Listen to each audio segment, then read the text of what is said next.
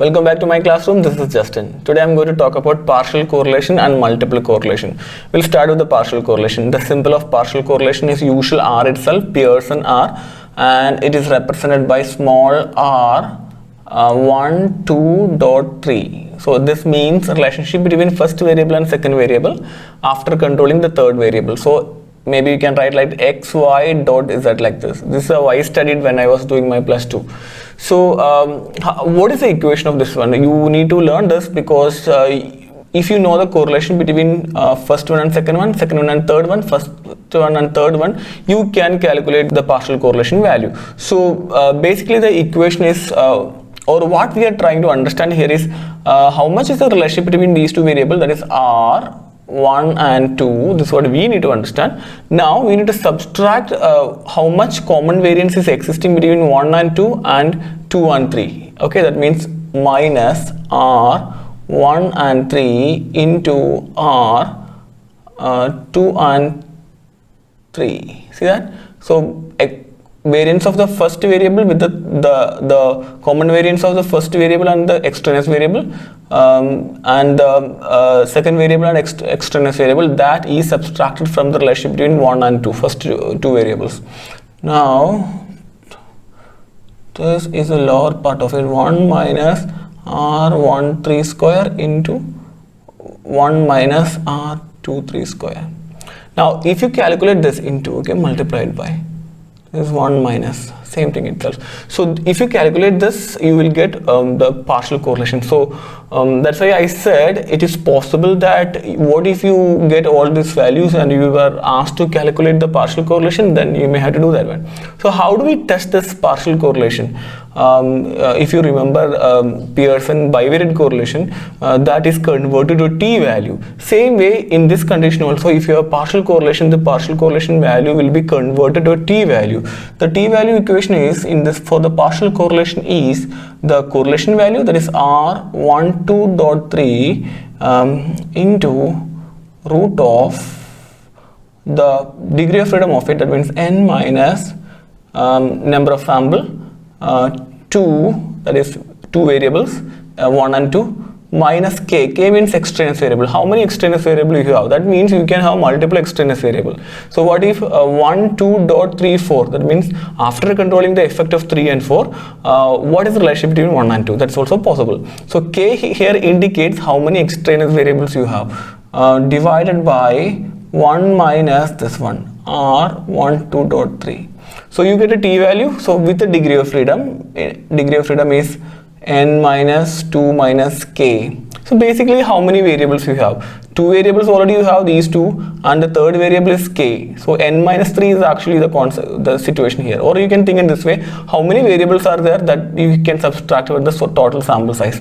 That could be the easiest way to calculate it. So this is a partial correlation. Okay, now we have another correlation, which is the multiple correlation. I'm just writing partial here.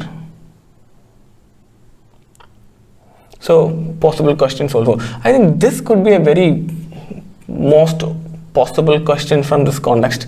Now what about the multiple correlation? So in the multiple correlation, instead of the symbol small letter r, generally we represent with a capital letter R. So capital letter R is used to represent multiple correlation, but this is also a Pearson correlation itself.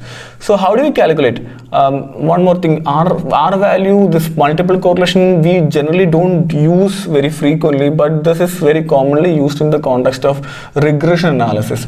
You maybe heard about R square value, regression, the coefficient of determination. So this R square value is nothing but multiple correlation and square of it. Okay, now, so what is the R square value equation here? R value equation. R is basically we can write like this: 1 or y dot 1, 2. I'm just writing this. Okay, so this y means you have one single variable and you are trying to find out relationship between y and 1, 2. So 1, 2 can be independent. Instead of independent, you can use a predictor variable, and y is the criterion variable. So dependent is y, criterion variable. 1 and 2 are independent variable or a predictor variable. Why did I use this term predictor and a criterion variable? Because R value, this multiple correlation, is very frequently used in the context of regression analysis. Okay, now otherwise statistically you don't need to think about independent and dependent, just variables, that's it. You cannot think about a direction in the relationship in this context. We are just trying to understand whether variance in one variable can be explained by the variance in other two variables, that's it. Okay, now what if these variables 1 and 2 are not related to each other? That means correlation between the first independent variable and second independent variable is 0. It is very easy to calculate the regression value. For example, for the easiness, I'm just going to square it. Okay, so that square root won't be there.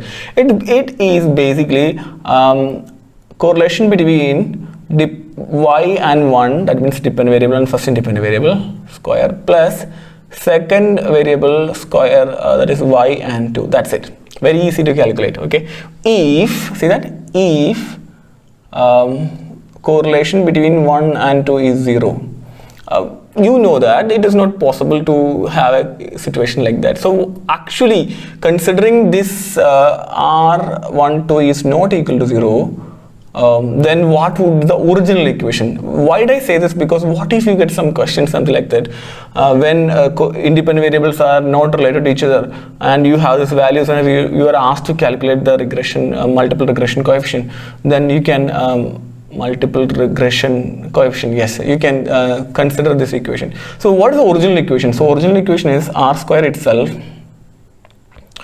So R is, as we said, correlation between y and first variable plus square, second variable square y2. Now you need to subtract all the correlations possible. 2 into r y1 plus r y2 plus r 1 and 2. Okay, all possible correlations here. Okay, now divided by root of, you don't have a root here, just ignore this root here. Okay, 1 minus relationship between first variable and the two independent variables are 1 and 2 square of it. Yeah, so just assume that relationship between 1 and 2 are 0, so this part will become 0, this part also will become 0, so remaining part would be that. So this is how we can remember the equation. So originally then what would be r is root of entire thing. Okay, r y1 plus r y2 minus r 2 into r y1 plus r y2 plus r 1 2 divided by, I'll write the, okay, I'll write the square root here also, 1 minus r12 square. Now this is a multiple regression. So how do you test it? Here we said that this partial correlation, we tested the t value. So you how do we test the r value, that is correlation value? This is done based on f test. So this is t-test, and here you do the ANOVA to calculate it. So what's the equation of ANOVA? It's actually we calculate the r correlation value. Here I'm going to write y dot 1 2. Okay, so this particular value. So I'm going to write this r square y dot 1 2. This is a value that I have calculated. Now I'm going to multiply this value with the same pattern here. Okay, so I'm going to do this with the n minus let us say p, instead of k I'm using another thing, p minus 1. So p means how many independent variables you have. So you have total 30 sample, and you have 1 and 2 independent variable minus 1. Otherwise you can think in different way, something like it's basically all the variables, how many variables you have. See that, dependent variable, one variable, and all other independent variables. So n minus all the variables. That's the easiest way in which you can think about it. And divided by this, sorry, this is a single thing, right?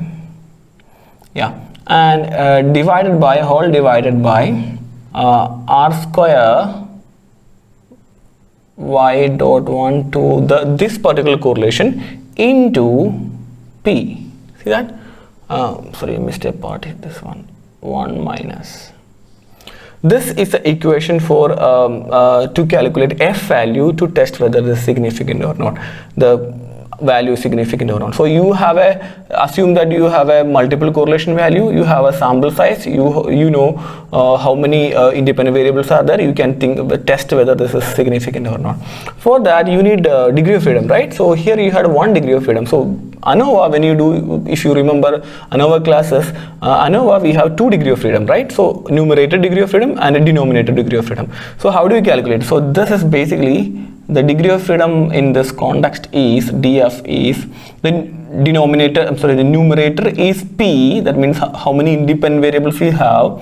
Otherwise you can think in another way, how many variables you have minus 1. So including the dependent variable, how many variables you have minus 1, or easy way is how many independent variables you have divided by the n minus p minus 1. Sorry, it's not divided by, you have to say like comma this one, comma this one. So you have 2 degree of freedom, v1 and v2, like that. Degree of freedom 1, this is degree of freedom 1, this is degree of freedom 2.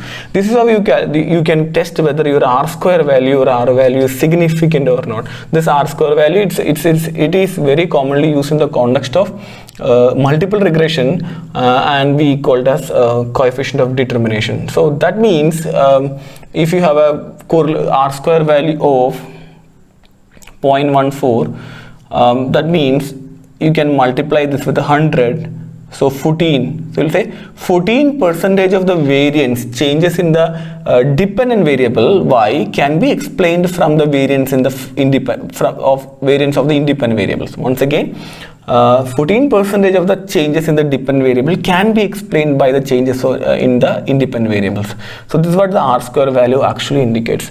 Otherwise, this is a easy way to understand. Otherwise, another way in which we can understand this r square value is using the regression line itself. So you have a graph, assume that you have a graph here, regression graph. I think I will discuss in detail when I talk about regression analysis. So you will have some line here, something like this, scatter plot, okay, and you try to make a regression line like this, predict the predicted value. That means this is the original value and this is the predicted value, like that. Okay, that means you will have original y value and you will have a x independent variable 1, independent variable 2, like this, and from the relationship between the variables you try to fit a line and you get a new y value. We call it the y dash. So this is not the original one. That means, for example, this is a y dash point, but this could be the original y value.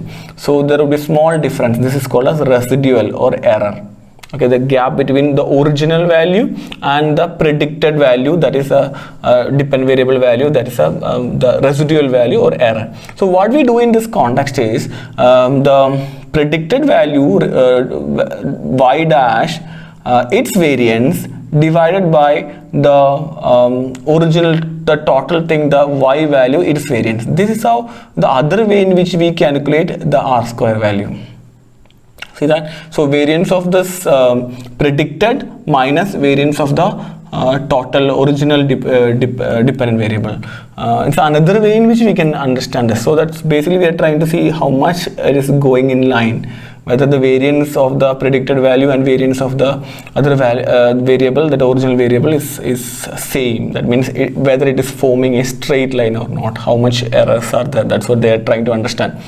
Okay, so generally all assumptions of Pearson correlation is applicable in this context. That means there should be a linear relationship and no outliers, variables has to be normally distributed. So when it comes to regression analysis, normality is not a very serious element, but other correlation part, yes, it is an important part to consider. There are some researchers which says that, statisticians which say that when you consider r value and we test the r square value, the normality has to be checked for the residuals here, not the original parameters itself. That's also a very strong argument.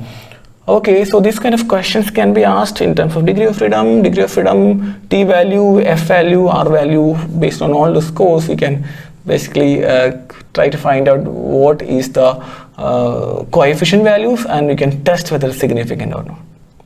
Yeah. Bye from my classroom. See you in the next class.